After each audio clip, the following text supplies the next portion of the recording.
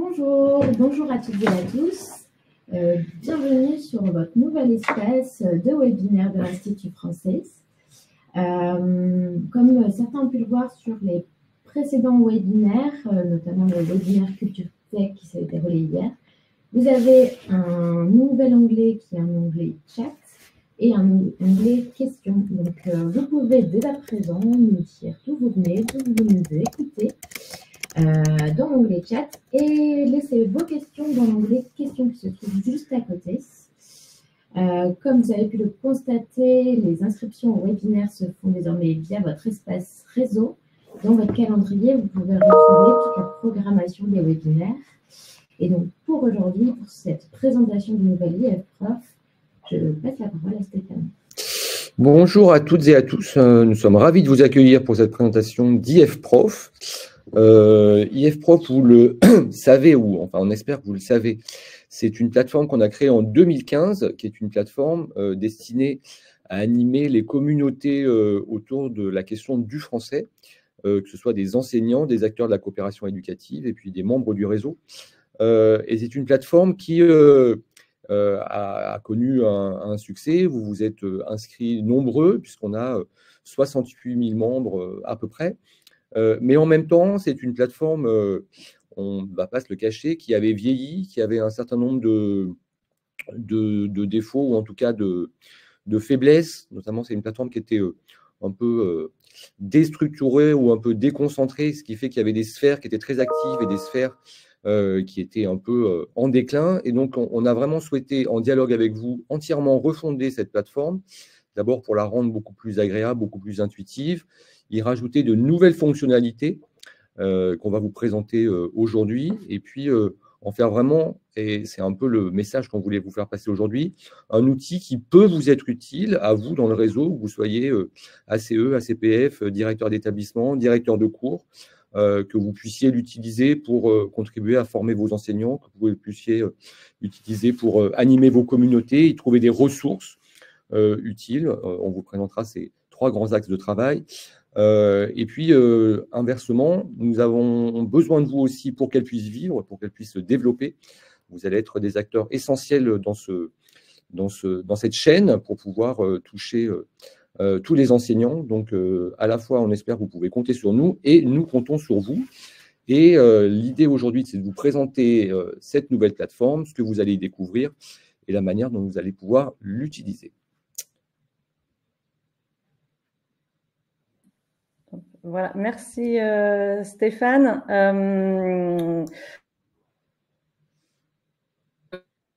Voilà, effectivement, comme Stéphane le dit, on a souhaité organiser ce webinaire pour que vous puissiez à la fois découvrir la plateforme pour ceux qui ne l'auraient pas encore parcouru, également vous présenter l'équipe qui est derrière ce projet, et puis voilà, vous donner quelques indications de prise en main pour que vous soyez en capacité à la fois de la présenter et d'en faire la communication et de pouvoir la prendre en main pour l'utiliser au quotidien dans vos missions d'attaché de coopération ou de direction des cours.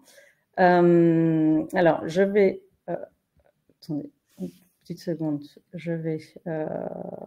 partager la présentation.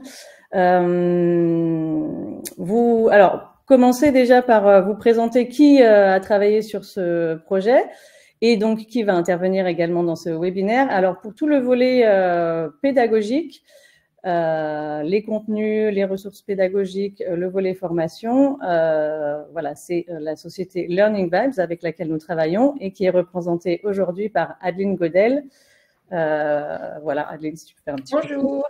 Et puis, voilà, et son collègue Bhushan Taiplal, qui travaillent donc tous les deux sur les contenus pédagogiques, et c'est Adeline qui présentera cette partie. Sur le volet technique, nous sommes accompagnés par Céline Nédoncel, qui travaille également en lien avec le prestataire qui s'est occupé donc de toute la refonte technique et des questions voilà, purement d'hébergement, de maintenance, etc. Voilà, et nous avons également un collègue qui travaille plus sur le volet communication, je l'indique, puisque nous avons à disposition un kit de communication pour voilà, pour vous aider à diffuser la bonne nouvelle.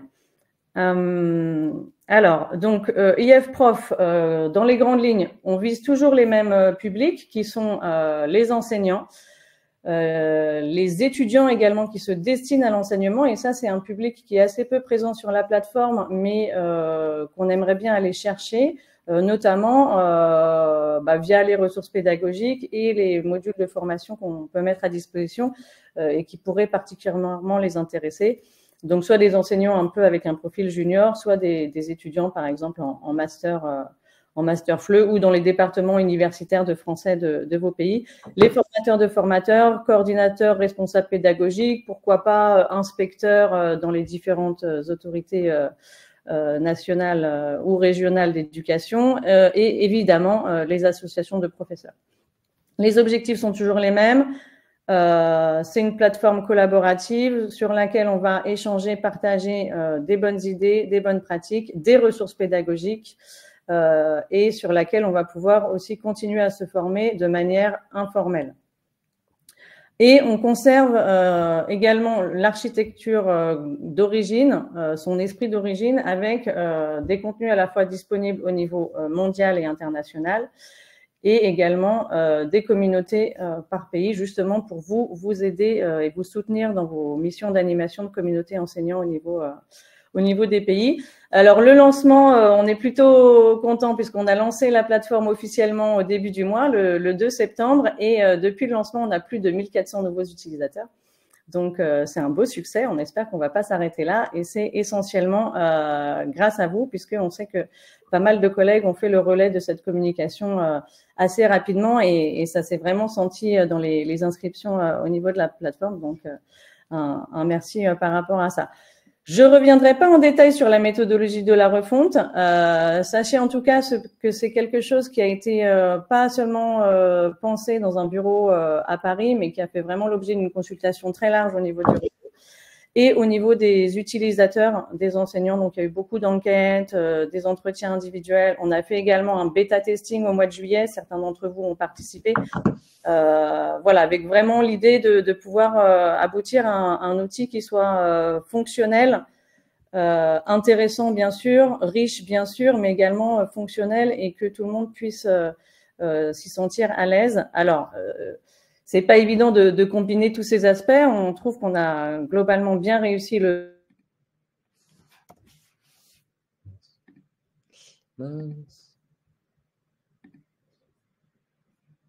Ça a sauté. Volet IF-Prof, on a, je vous ai dit, on a gardé l'esprit global, mais on a un petit peu revu l'architecture. Vous allez avoir donc un espace de ressources pédagogiques, un espace de formation. Ces éléments-là sont édités et fournis en contenu par l'Institut français et avec le soutien de Learning Vibes, mais également avec le soutien des partenaires historiques de l'Institut français, que vous connaissez tous, des partenaires médias, des partenaires éducatifs. Je ne vais pas tous les nommer, ils se reconnaîtront. Donc voilà, donc on travaille avec eux, on travaille également avec des experts du domaine pour les formations. Mais ça, ce sont des contenus que vous n'avez plus vraiment la charge de porter, et c'est aussi quelque chose d'important dans la nouvelle version d'IF-Prof, c'est d'alléger le dispositif pour les postes en prenant notamment en charge justement tout un volet pédagogique. Et puis le volet en jaune, le volet communauté. Alors j'ai mis en jaune ce qui revient au poste et en bleu ce qui revient à l'Institut français. Donc vous voyez qu'on a une répartition assez équitable de la question. Vous indiquez également qu'on prévoit des fonctionnalités à votre disposition spécialement pour animer vos communautés. Un module de webinaire, c'est très attendu.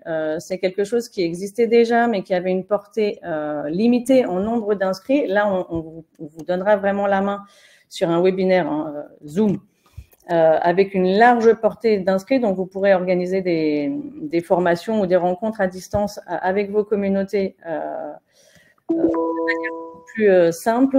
Ça, ce sera mis à disposition fin octobre, début novembre. Et en 2025, on prévoit également la sortie d'un annuaire de l'expertise pour lequel on vous demandera un appui, justement pour avoir de l'expertise, notamment de l'expertise dans vos différents pays, et également un module de sondage pour faire du recueil de besoins de formation ou autres questions notamment. Donc 2025, annuaire de l'expertise sondage. Fin 2024, webinaire, et on refera pour chacune de ces fonctionnalités des présentations qui seront certainement plus courtes, mais des ateliers de prise en main et de présentation pour que vous puissiez les utiliser facilement. Voilà. Le rôle des postes, je vous en parlerai après en fin de parcours. En tout cas, il est bien réduit par rapport à ce qu'on attendait de vous précédemment. Et l'idée, c'est vraiment que vous puissiez utiliser ce qui vous est utile dans cette plateforme. Et ce qui ne l'est pas, évidemment, vous l'utilisez pas, mais voilà, que vous puissiez aussi avoir une plateforme qui finalement vit d'elle-même sans que vous ayez un besoin fort d'être présent tous les jours. Donc, voilà. Je vais m'arrêter là et puis je vais passer la main à Adeline pour qu'elle puisse vous présenter le volet formation et le volet ressources pédagogiques. Merci beaucoup, Julie. Je vais partager mon écran. Voilà, j'espère qu'il est visible.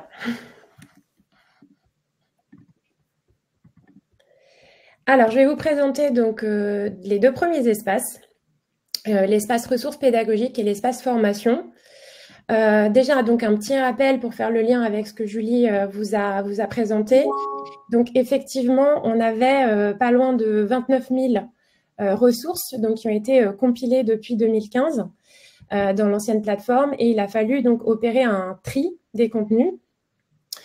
Donc la sélection a été faite pendant un an et on a pu intégrer une grande partie de cette sélection, mais en sachant effectivement que l'intégration continue. Donc si jamais vous avez un enseignant qui vous dit qu'il a été contacté pour labelliser sa ressource et qu'elle n'est pas encore visible, ça c'est tout simplement parce que c'est encore en cours d'intégration. En sachant aussi que, et c'est important de le rappeler, dans l'ancienne version, on avait donc des ressources pédagogiques et des ressources brutes.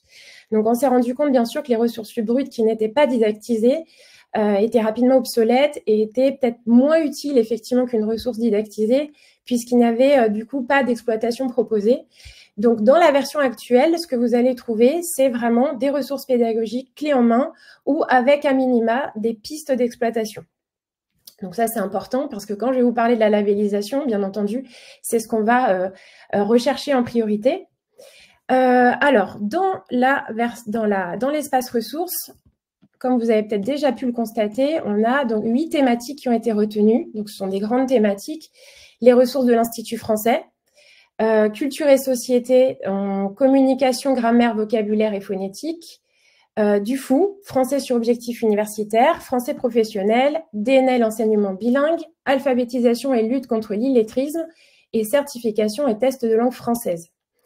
Et comme vous pouvez le constater, pour le coup, c'est pas forcément équilibré puisqu'on a évidemment un très grand nombre de ressources qui concernent plutôt le FLE et c'est normal dans la mesure où effectivement, on n'a pas encore traité toute la sélection qui a été faite et qu'on attend évidemment un enrichissement au fil de l'eau avec ce que justement les professeurs vont pouvoir nous apporter et nous proposer.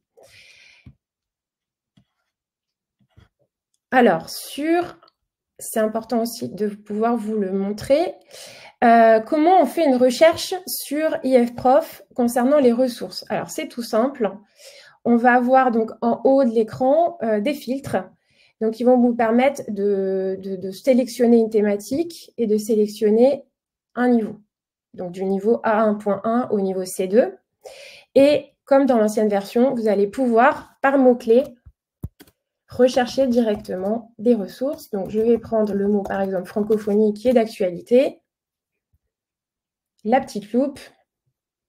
Et là, vous avez toutes les ressources labellisées concernant la francophonie. Voilà, et quand je clique sur « Voir la ressource », tout simplement, vous allez accéder au descriptif au lien média, bien entendu, et vous allez pouvoir, comme dans l'ancienne version, aimer la ressource et la partager sur les réseaux sociaux. Alors, nouveauté par rapport à l'ancienne version, on peut maintenant partager sur LinkedIn, ce qui n'était pas le cas avant. Alors, je reviens sur la page ressources. Alors, comment on publie sur IFProf pour celles et ceux qui n'ont pas encore testé en fait cette fonctionnalité. Donc, pour partager une ressource, vous avez systématiquement un formulaire où vous allez devoir donc indiquer le titre de la ressource. Alors, évidemment, ce qu'on préconise, que ce soit pour les enseignants ou les personnes en poste qui décident de publier, c'est vraiment de faire attention au titre parce que c'est vraiment ça qu'on voit en premier et bien sûr, il doit être suffisamment accrocheur. L'objectif, pareil, il est assez court, mais il permet de donner, on va dire, l'objectif général de la ressource. Et dans le descriptif, on va pouvoir compléter en indiquant le matériel qui est mis à disposition, le cadre, par exemple, de l'événement dans lequel la ressource a été proposée. On peut donner des précisions aussi sur le public. Bon, en tout cas, l'idée, c'est pas forcément de rédiger des paragraphes énormes, mais d'être vraiment le plus exhaustif possible et vraiment donner envie et mettre la valeur ajoutée de la ressource en avant. Alors, on va aussi vous demander, bien sûr, de la catégoriser. Donc, les catégories sont déjà indiquées. De proposer les niveaux et de pouvoir donc soit insérer des fichiers, un site web, de la vidéo, du son, comme c'était le cas auparavant. Alors, ce n'est pas une obligation. Vous voyez, là, je peux supprimer ici l'élément. Donc, l'étape 2, je vais pouvoir proposer donc une sous-catégorie à la grande catégorie que j'ai sélectionnée au préalable, le public et les compétences visées. Et je passe à l'étape 3. Alors ici, vous pouvez ajouter, mais ce n'est pas obligatoire, une image sous forme classique, un PNG, JPEG, et donc l'insérer ici. Et c'est ici, à partir de là, qu'on va pouvoir soumettre aussi sa ressource pour la labellisation. Donc, si j'enregistre, tout simplement, elle va être en mode brouillon et on va pouvoir la retravailler au préalable. Si ici, je publie, elle va être directement accessible dans l'espace pays, dans son espace pays uniquement. Elle ne sera pas visible depuis les autres pays. Par contre, à partir du moment où je vais ici demander la labellisation, nous, automatiquement, l'équipe, on va recevoir une notification et on va pouvoir donc analyser la ressource et voir si on va la labelliser en l'état ou si on va vous demander à l'enseignant des modifications pour la labelliser ultérieurement. Donc, le délai de labellisation, on compte à peu près 2 semaines parce qu'on organise donc régulièrement des comités éditoriaux. Et donc, voilà, à tout moment, en tout cas, on vous encourage bien sûr, vous, à proposer vos ressources. On a déjà vu que certains attachés avaient fait cette démarche. Donc, les labellisations ont été faites. Et puis, encourager bien sûr votre communauté d'enseignants à le faire parce que ça permet quoi? Ça permet une plus grande visibilité puisque là, elle est accessible à partir du catalogue, donc pour tous les enseignants de tous les pays. Et bien sûr, ça permet de valoriser le travail de l'enseignant ou tout simplement le travail que vous faites dans les postes quand vous proposez, par exemple, des kits pédagogiques. Donc ça, c'est vraiment très précieux pour la communauté IFProf. Alors, j'en ai terminé, on va dire, pour vous présenter les grandes lignes des ressources. Maintenant, je vais vous présenter donc le deuxième espace, qui est l'espace formation. Donc ça, c'est la grande nouveauté aussi du site, puisque auparavant, il n'y avait pas de formation, il y avait uniquement des ressources méthodologiques. Alors, les formations IFProf, à ce jour, c'est déjà 4 formations en ligne. Donc, les 4 que vous voyez ici, donc l'IA, le potentiel de l'intelligence artificielle en feu, par où commencer. Donc, c'est une formation qui est accessible à tous les enseignants, coordinateurs pédagogiques. Ça permet vraiment de poser le cadre, qu'est-ce que l'IA, comment utiliser les intelligences artificielles génératives pour le français langue étrangère, évidemment, comment créer des prompts. Et il y a pas mal aussi d'études de cas pour le français professionnel et les DNL notamment. Une deuxième formation sur l'approche neurolinguistique. Donc, on a ici travaillé avec ANL Formation, hein, qui est vraiment expert du domaine. Et l'approche neurolinguistique. Alors, dans ce module, ce qui est très, très pratique, vous allez retrouver notamment pas mal de vidéos de classe qui sont analysées, commentées, qui peuvent être vraiment très intéressants, justement, même pour l'apprentissage aux débutants.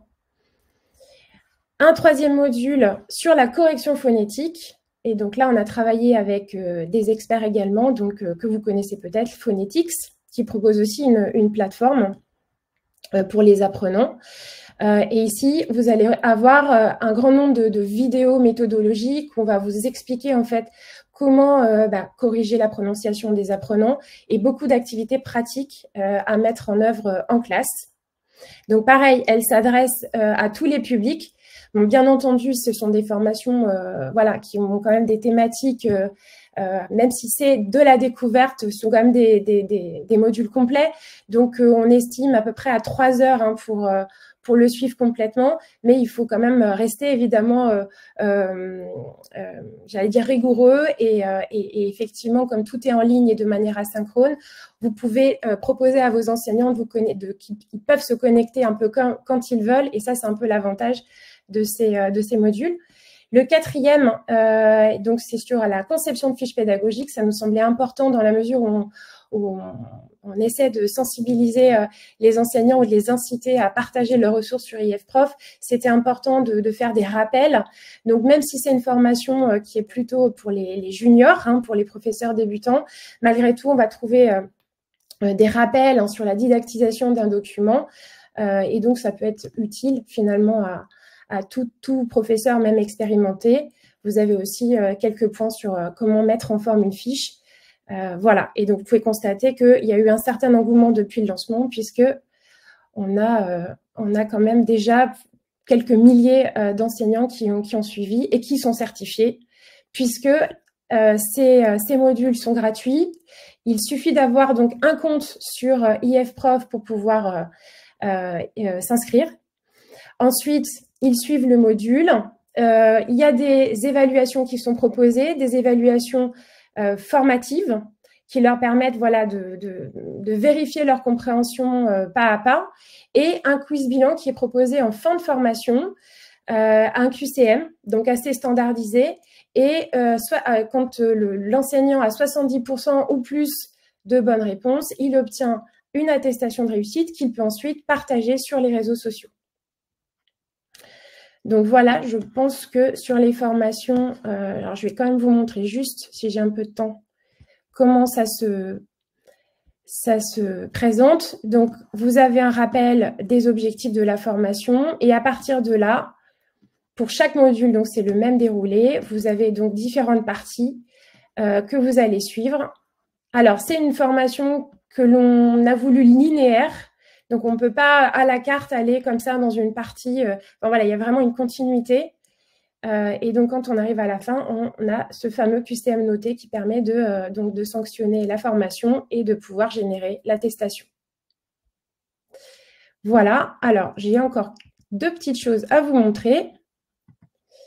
Donc, dans la rubrique formation, vous avez ces 4 modules qui vont, et je pense que Julie va peut-être vous en parler, être, évidemment, dès l'année prochaine, on va vous en proposer d'autres, sur d'autres thématiques. Dans la partie formation, vous allez retrouver les webinaires IFProf, que vous connaissez déjà très bien. Donc, tous les replays sont disponibles ici. Et enfin, pour les enseignants, on vous propose donc une liste des tests de positionnement donc pour évaluer le niveau de français. Donc, les enseignants, avant peut-être de suivre les modules de formation, pourront tester leur niveau. Les modules de formation ont été prévus pour être suivis voilà, avec des niveaux A2, B1. On a fait attention au niveau de langue.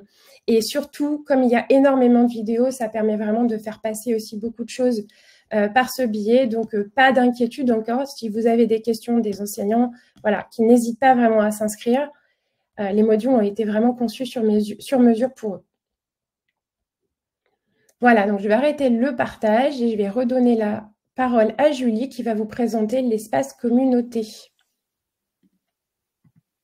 Oui, tout à fait.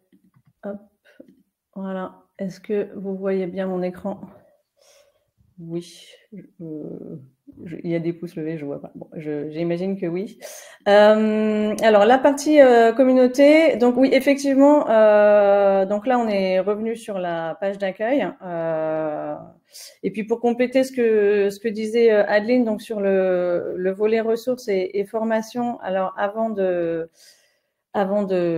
passer à l'esprit communauté, voilà, sur la page d'accueil, on a évidemment l'explication de tout ceci. On propose quelques ressources à la une qu'on essaye de changer toutes les semaines ou toutes les 2 semaines en fonction de nos possibilités. Et puis, on proposera notamment dans les ressources à la une des bouquets de ressources, c'est-à-dire une sélection de la sélection, on peut appeler ça comme ça, sur des thématiques précises en fonction du calendrier, notamment soit du calendrier international, soit d'une actualité en particulier. Là, par exemple, sans surprise, on vous prépare un petit bouquet de ressources autour de la francophonie, justement en prévision du sommet de la francophonie la semaine prochaine et du festival de la francophonie. Et on essaiera de mettre ça en place de manière régulière cette année et en 2025. Donc, voilà, des bouquets de ressources au moment de la fête de la musique, autour de la musique, peut-être au moment du festival de Cannes, autour du cinéma, autour de grands événements sportifs. L'idée, c'est aussi donc de pouvoir finalement faciliter le travail, encore une fois, des enseignants en leur proposant un bouquet de ressources déjà sélectionnées pour eux. Et voilà, et on aura pioché parmi les ressources d'IF-Prof, parmi les ressources des partenaires également qui ont des productions dans ces domaines-là, voire éventuellement, nous, avoir des productions Institut français pour l'occasion. Donc, ces ressources-là seront donc à la une. On a évidemment, voilà, à la une quelques formations et l'espace communauté également. Donc, une explication de comment fonctionne cet espace avec un accès direct et puis voilà quelques actualités qu'on aura repérées. Alors, on va rejoindre l'espace communauté qui est certainement peut-être l'espace sur lequel il est un peu complexe de naviguer pour l'instant, mais une fois qu'on l'a pris en main, c'est assez facile et c'est assez intuitif. Cet espace-là, c'est vraiment l'incarnation de l'esprit initial d'IF-Prof, qui est donc justement une plateforme collaborative sur laquelle les enseignants peuvent échanger entre eux. Et pas forcément quelque chose de descendant. Voilà, c'est pas une communication descendante, c'est vraiment voilà l'interaction, l'échange de manière complètement horizontale. Cet espace communauté, il va vous servir également à animer vos communautés d'enseignants et on a essayé de penser la chose dans ce sens-là. Il s'organise en trois grands onglets, enfin en 3 grandes catégories. Vous avez les publications internationales. Donc voilà, ici, dans toutes les publications. Donc c'est très proche du fil de discussion d'un réseau social professionnel que vous connaissez tous. Voilà. Et donc sur ce fil international, toutes les publications, on va avoir évidemment les publications de l'Institut français.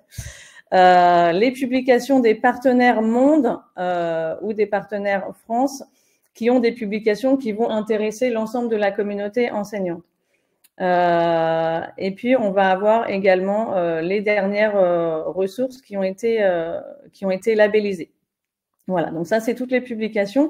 Si vous avez une publication à l'échelle de votre pays, mais qui concerne plusieurs pays, ou qui concernerait toute la communauté enseignante, n'hésitez pas à nous le signaler parce que nous, on a la possibilité d'épingler cette publication pour qu'elle apparaisse justement dans les publications Monde et qu'elle soit visible par tous.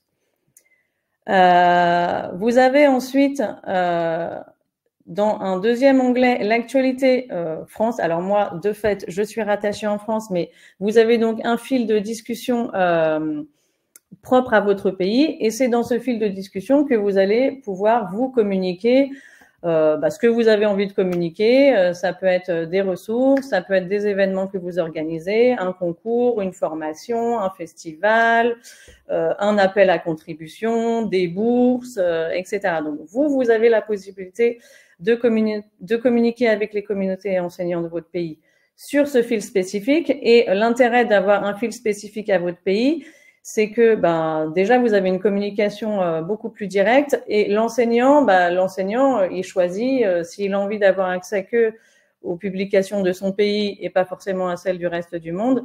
Ça permet d'avoir accès aux informations de manière plus ciblée et plus rapide. Dans l'ancienne version, quand on faisait une publication, elle tombait dans le pot commun et on n'avait pas toujours une bonne visibilité. On a essayé justement de travailler cette question-là. Voilà, donc ça, c'est les publications qui sont rattachées à la France. Et vous avez également, ça c'est la nouveauté, pour votre espace pays, un onglet de ressources dans lequel vous allez pouvoir avoir toutes les ressources pédagogiques, ou ça peut être également des ressources méthodologiques. Hein. On n'a pas gardé cette rubrique dans le nouveau site pour des questions de place, d'hébergement, d'éco-responsabilité. Et puis, comme le disait Adeline, c'est pas forcément les ressources qui étaient les plus plébiscitées, mais vous avez la possibilité dans vos espaces pays de stocker ces ressources. Donc, dans votre espace pays, vous avez à la fois un fil de discussion et un espace pour avoir des ressources avec, là encore, la possibilité, hein, pour les enseignants comme pour vous, de les filtrer par catégorie, par public, par compétence, par type de média. Voilà. L'intérêt d'avoir un espace de ressources à votre pays, c'est justement de pouvoir avoir des choses plus contextualisées, qui vont pas forcément concerner l'ensemble de la communauté mondiale, mais qui vont par contre concerner au plus près vos enseignants. Sur la question je profite pour faire une petite parenthèse. Toutes les ressources qui sont publiées sur le site, que ce soit par des enseignants ou par vous-même, elles n'ont pas toute vocation à être labellisées. Il peut y avoir des ressources qui ont toute leur place justement dans vos communautés pays. Je pense en particulier des ressources qui seraient vraiment adossées à un programme de l'éducation nationale propre à un pays, ou bien des ressources dont certaines consignes ou certains éléments seraient rédigés dans une des langues du pays. Ces ressources-là, elles n'ont pas vocation à être labellisées et à être connues de tous, mais en revanche, elles ont absolument leur place et leur pertinence dans vos espaces pays à vous, et en particulier dans cet onglet ressources. Voilà, c'est aussi quelque chose que vous pouvez utiliser à l'issue d'une formation. Vous faites venir un intervenant extérieur, vous organisez une formation, vous avez des livrables, des fiches pédagogiques ou des choses qui sont produites à la fin de cette formation. Hop, vous pouvez les mettre en ligne sur cet espace-là. Voilà, ça c'est pour l'espace communauté. Donc là, pareil, un petit rappel pour publier une ressource. Je reviens sur l'actualité. Voilà, c'est assez intuitif, hein, publier une ressource ou publier une information. Avant, on avait tout un tas de catégories. C'est le même type de formulaire que pour les ressources. Avant, on avait tout un tas de catégories. Et là, on savait plus, alors est-ce que c'est une info, est-ce que c'est un événement? Bon, on a essayé de simplifier un petit peu les choses. Voilà, donc vous renseignez, tout est hyper intuitif. Et alors, moi, ici, parce que je suis administratrice Monde, j'ai la possibilité d'épingler une publication à la une, qui va donc se retrouver en page d'accueil. Donc, je le redis, si vous avez des publications qui peuvent intéresser l'ensemble d'une communauté, vous organisez un événement régional, par exemple, n'hésitez pas à nous le signaler et nous, on fait remonter vos publications également. On peut filtrer. Donc, nous, par défaut, on a mis un filtre du plus récent au plus ancien. Vous avez sinon un filtre par popularité. Et puis là, vous avez, en fonction de comment la ressource a été qualifiée, vous avez ici la possibilité de filtrer. Quelqu'un qui s'intéresse que au webinaire, il peut sélectionner là où les catégories qu'il souhaite. Voilà. Dans la communauté également, vous avez vous n'êtes pas seul, hein, nous ne sommes pas seuls, nous sommes plus de 71 milliers sur IFProf. Et donc là, on a accès aux membres de son pays et ici à tous les membres de la communauté. Voilà. Donc, vous avez la possibilité, pareil, si vous recherchez un membre en particulier, de pouvoir taper son nom. Hein. Vous avez rencontré quelqu'un à un colloque, hop, vous pouvez le rechercher ou la rechercher ici. Et sinon, vous avez aussi la possibilité de rechercher des personnes en fonction de ce qu'elles ont indiqué comme fonction dans leur profil. Voilà, si vous voulez échanger sur des questions en particulier. Voilà. Et vous avez donc plusieurs types de filtres, hein, parce que vous pouvez filtrer par type d'établissement et par discipline. Voilà. Et enfin, dernier élément central des communautés, alors c'est un peu caché, hein, c'est en haut, c'est tout en haut. Vous avez les groupes, et les groupes, c'est vraiment quelque chose que vous pouvez utiliser dans l'animation des communautés enseignants, alors soit à votre initiative, soit à l'initiative d'enseignants eux-mêmes, soit à l'initiative de partenaires, je pense en particulier aux associations de professeurs. Avec la possibilité, donc, comme dans l'ancienne version, d'avoir des groupes publics pour lesquels c'est très simple, on frappe et on entre, donc on clique et on entre, et des groupes privés pour lesquels il faut demander l'accès qui peut être donc accepté ou refusé en fonction de la pertinence de la personne dans ce groupe. Les groupes sont organisés de deux manières. Vous avez les groupes monde. Alors ici sur la gauche, là, vous avez tous mes groupes. Donc ça, c'est tous les groupes auxquels moi je suis rattachée. Alors évidemment, comme je suis dans l'équipe IFProf, je suis rattachée à tous les groupes monde. Mais je pourrais, voilà, aussi, voilà, moi je suis rattachée aussi au groupe de mon pays. Mais voilà, les listes sont pas forcément aussi longues pour chaque utilisateur. Donc, vous avez des groupes monde, comme par exemple celui-là, hein, Cinéma et FLE, Enseigner le FLE aux ados, etc. On en a 7 ou 8 qu'on a recréés, en fait, dans lesquels on a fusionné les groupes qui étaient déjà existants. Alors, il y avait plus de 960 groupes sur la plateforme. C'est énorme.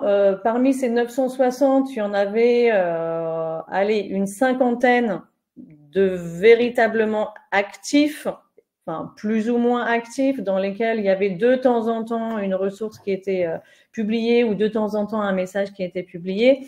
Mais on a dû quand même faire un gros tri par rapport à tous ces groupes parce qu'il y avait énormément de groupes qui avaient été créés, par exemple, en 2017, dans lesquels il y avait 12 personnes et puis qui n'étaient pas du tout actifs. Donc, on a supprimé de manière automatique certains groupes, enfin un grand nombre de groupes.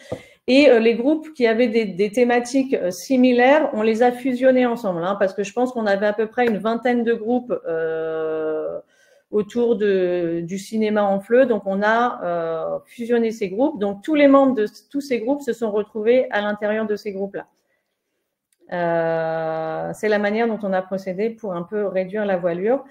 Et puis que ces groupes, ils aient plus de sens et puis qu'il y ait plus d'interaction dans ces groupes-là. Voilà. Et on a donc des groupes pays. Donc les groupes monde, ils vivent par eux-mêmes leur vie de groupe monde et ils sont modérés par nous, équipe IFProf. Les groupes de votre pays, vous pouvez très bien vous-même créer un groupe, ça peut être autour d'un projet, ça peut être autour d'un groupe d'enseignants, autour d'un groupe d'établissements, je pense notamment aux établissements bilingues ou Label France Éducation ou peut-être des établissements d'enseignement professionnel sur une discipline en particulier. Donc, vous avez la possibilité où les enseignants eux-mêmes peuvent créer ces groupes-là. Et dans les groupes, c'est comme dans les espaces pays, vous avez un espace, là par exemple, je vais prendre le FLE aux ados. Donc, vous avez un espace de discussion et vous avez un espace de documents. Donc, ça fait que ce groupe, il peut vraiment être utilisé comme un mini environnement numérique de travail pour le groupe et ça permet d'avoir un peu tout au même endroit, les discussions, les échanges, les idées, les questions, les documents qui sont soit proposés par les enseignants, soit proposés par le poste. Si par exemple vous organisez une formation, vous pouvez tout avoir au même endroit. Et puis, ça évite cette fameuse question qu'on se pose tous à un moment donné. Ah oui, j'ai mis les documents dans le Drive, mais c'est quel drive déjà? Est-ce que tu peux me renvoyer le lien? On perd le lien, on perd l'identifiant. Bon, voilà. Là, l'avantage, c'est que vous avez tout de stocké au même endroit. Voilà. Et donc, vous avez les membres. Et celui-là, en l'occurrence, c'est un groupe public. Donc, il suffit simplement de rejoindre le groupe. Voilà pour l'espace communauté. Je pense que j'ai fait un petit peu le tour. J'espère que j'ai été assez claire. Je vais arrêter le partage d'écran. Et puis, voilà, je pense qu'on peut prendre quelques minutes pour répondre aux questions. Mais avant ça, je voudrais vraiment vous inciter à utiliser la plateforme dans ses différents aspects. Et si vous êtes débordé et que vous n'avez pas le temps, le minimum qu'on vous demande en échange de ce magnifique outil et de ces beaux contenus qu'on met à disposition gratuitement pour les enseignants, le minimum qu'on vous demande en échange, c'est de faire la promotion du dispositif, mais également d'avoir un regard à peu près 10-15 minutes par semaine sur les fils de discussion de vos communautés, simplement pour vous assurer que toutes les discussions sont bien d'ordre pédagogique et ne dérivent pas sur des propos qui n'auraient rien à faire sur IFProf. Bon, voilà, ça c'est vraiment le service minimum qu'on vous demande. Et puis, voilà, si vous appréciez la plateforme et les outils qui sont mis à disposition, de l'utiliser vous au quotidien. L'idée, c'est plutôt de vous simplifier la tâche.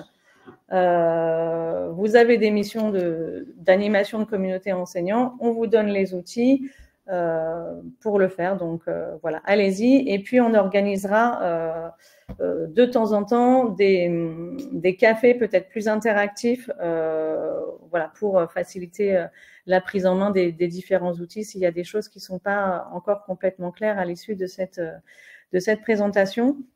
Vous indiquez également que avec Céline, on vous prépare un guide, un mode d'emploi pour les référents pays. Les référents pays qui étaient les anciens animateurs pays, qui deviennent maintenant des référents pays. Donc un guide mode d'emploi un peu pour réexpliquer le fonctionnement de la plateforme et dans lequel seront intégrés des tutoriels pour les différentes fonctionnalités et les différents volets de la plateforme. Voilà pour ma part. Est-ce qu'il y a des... Oui, il y a des questions, Julie. D'accord. Il y a Rémi Béguin qui est en Guinée, qui pose la question, en fait, tout simplement, en Guinée équatoriale, qui pose la question de la non-apparition de son pays dans la liste et de savoir quelle est la procédure à suivre pour ajouter son pays. D'accord, très bien. Alors, effectivement, je ne l'ai pas indiqué, mais il y a 137 pays qui sont sur la plateforme, ce qui veut dire qu'il y en a une petite cinquantaine qui n'y sont pas. On peut ouvrir des nouveaux espaces pays, c'est pas très compliqué, il y a une petite procédure à faire. Le mieux, ce serait de prendre contact directement avec moi. On peut mettre l'adresse dans le... Je vais mettre l'adresse dans l'onglet de discussion et on peut voir les modalités justement pour ouvrir un espace pays. Voilà, c'est faisable. Super, merci. J'ai une autre question sur la modération des contenus. Comment elle se fait? Je peux répondre si tu veux. Ou... Oui, vas-y. Est-ce que tu veux bien mettre ta caméra pour qu'on te voit? Voilà, c'est juste je peux mettre la caméra. La modération des contenus, en fait, sur chaque publication ou ressource, il y a un petit drapeau sur la droite où il y a écrit « Signaler ». Donc là, tous les membres d'IFProf peuvent signaler un contenu qui est inopportun. Donc même les référents pays peuvent le faire. Et ensuite, c'est un signalement qui revient aux équipes IFProf qui vont venir modérer la publication. Mais également, en tant que référent pays, vous avez la possibilité, vous avez les droits pour pouvoir rééditer ou supprimer une publication, une ressource qui est inopportune. Donc ça, c'est sur la modération de contenu. J'espère avoir répondu à la question. Oui, j'ajouterais aussi peut-être, n'hésitez pas, ça fait toujours plaisir quand il y a quelqu'un qui poste de mettre un petit j'aime ou éventuellement de repartager ou de commenter. Bon, ça prend pas beaucoup de temps et c'est toujours plaisant.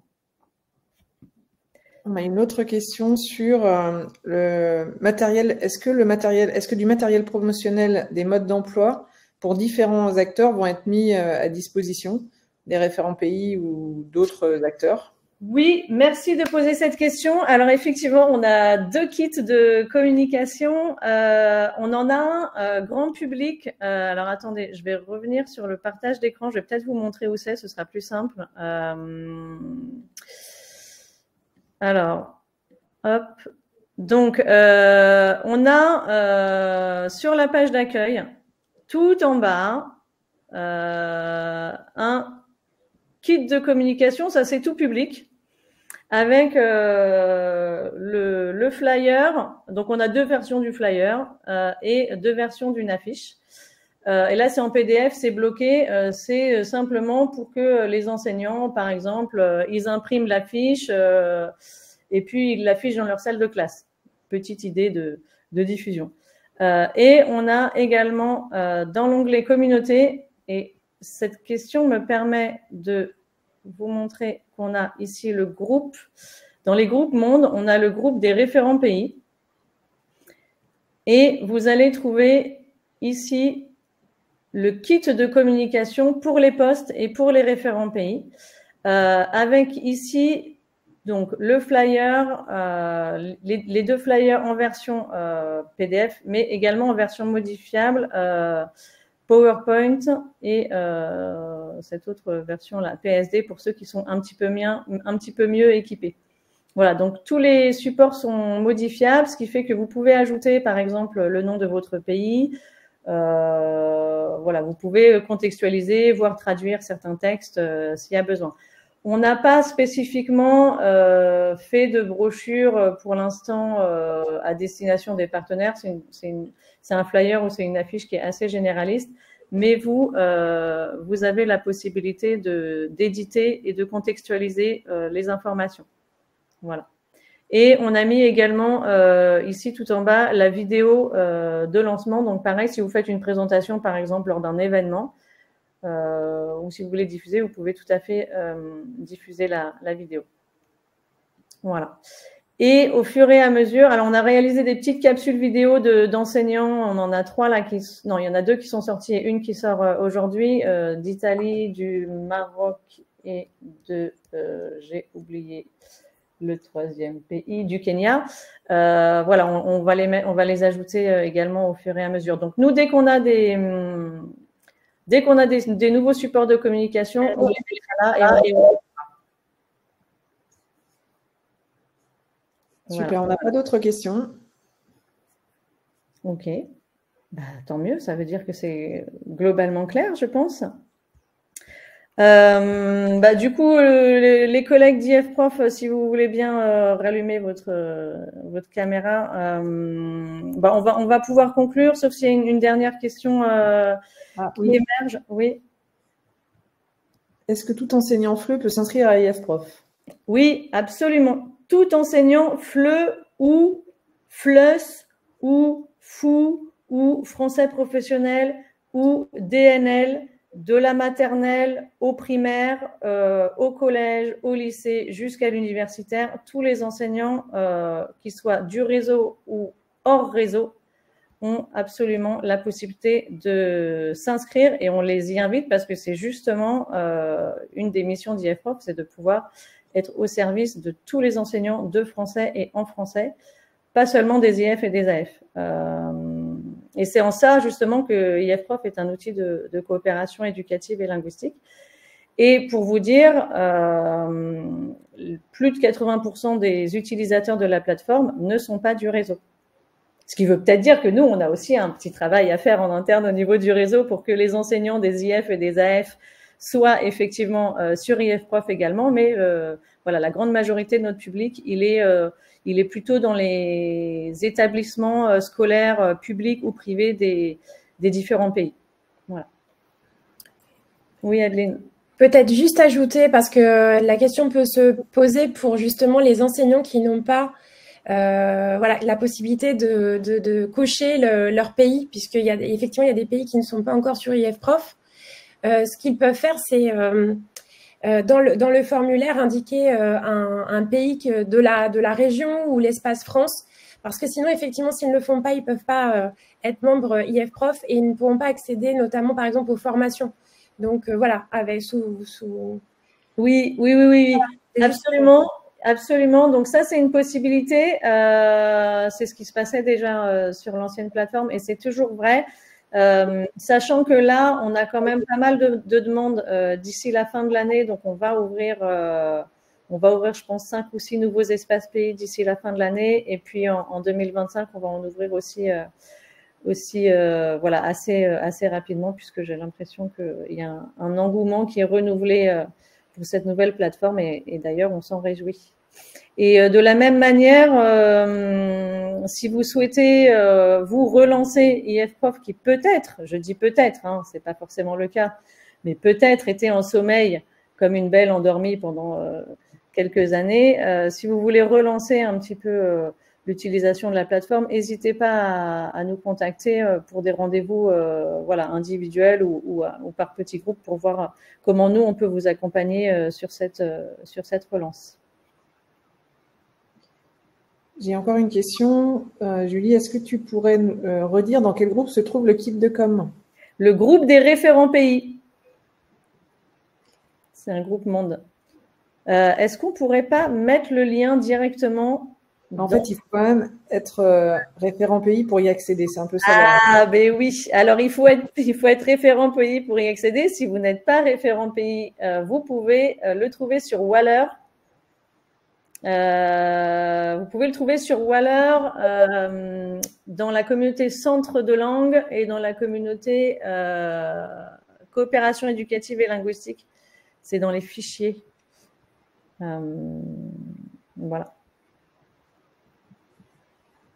Je peux regarder pour remettre le lien, mais ça va me prendre quelques petites secondes.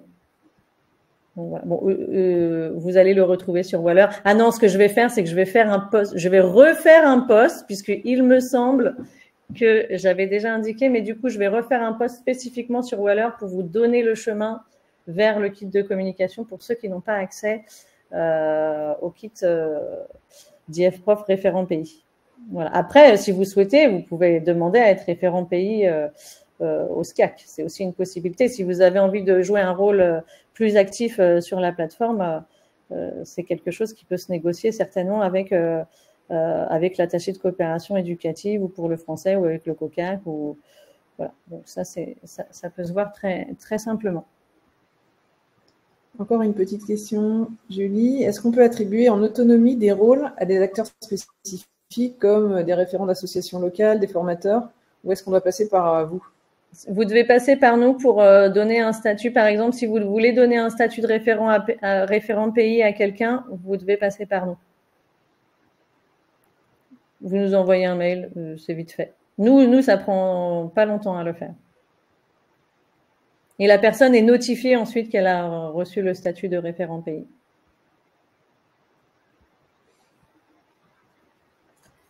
La question, c'était aussi sur des référents d'associations locales ou de formateurs, mais c'est des statuts qu'on n'a pas forcément aujourd'hui.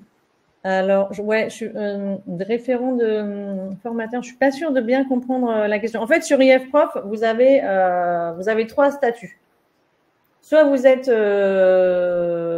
administrateur monde, donc c'est le cas de Adeline, Céline et moi, par exemple. Et là, vous avez tous les pouvoirs.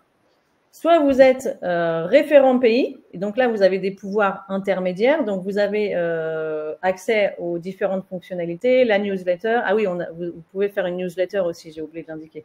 La newsletter, vous aurez accès aux webinaires, etc. Et puis, en tant que référent pays aussi, dans l'algorithme, vos publications ont plus de poids qu'un membre simplement. Voilà, donc vous avez accès à ça, mais en revanche, vous ne pouvez pas directement octroyer le statut de référent pays. Si vous voulez nommer, par contre, un référent pays, c'est pas obligatoirement quelqu'un qui fait partie du réseau. Ça peut être quelqu'un avec qui vous avez l'habitude de travailler, qui est justement soit dans un ministère, soit dans une université, soit dans une association de professeurs. que vous avez, vous, envie de nommer comme référent pays. Et techniquement, c'est possible. Mais ça, c'est décidé à l'échelle du poste. C'est pas obligatoirement quelqu'un du réseau. Voilà, moi, quand j'étais au Ghana, et je pense que ça se fait, voilà, ça se fait aussi dans d'autres pays, parce qu'il y a des enseignants qui sont référents pays, il y a des enseignants du secondaire qui peuvent être référents pays.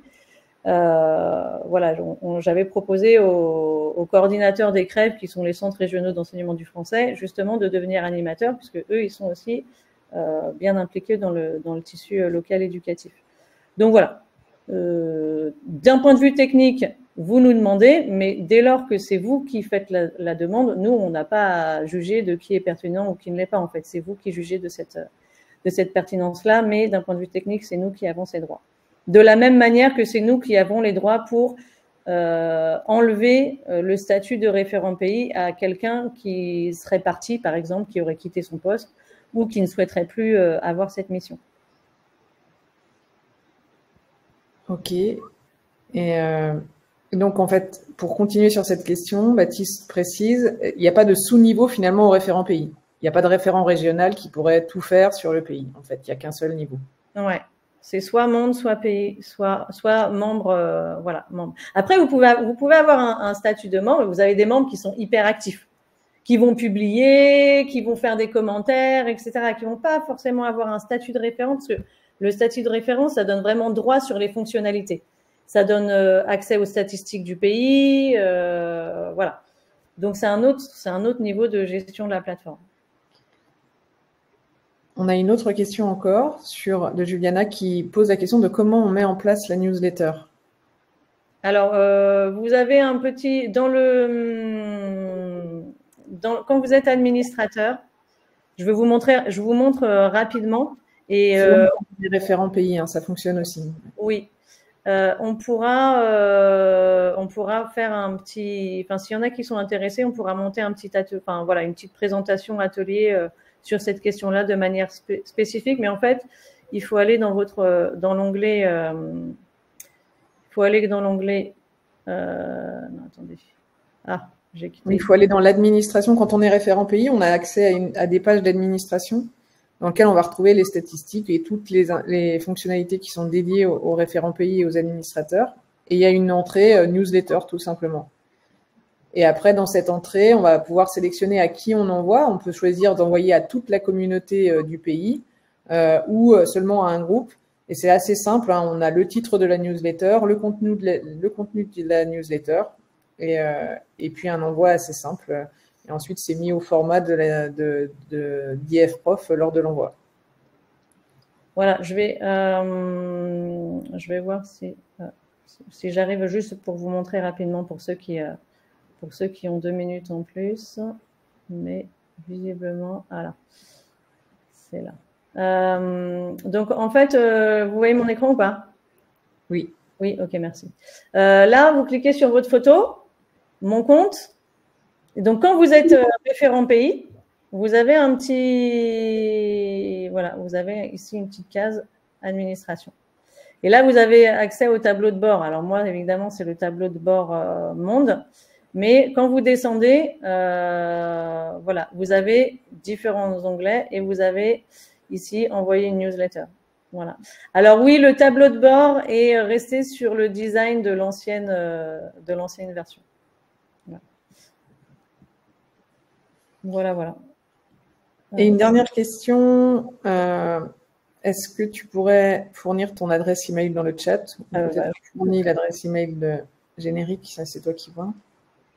Oui, alors attendez. On peut mettre l'adresse IF-Prof?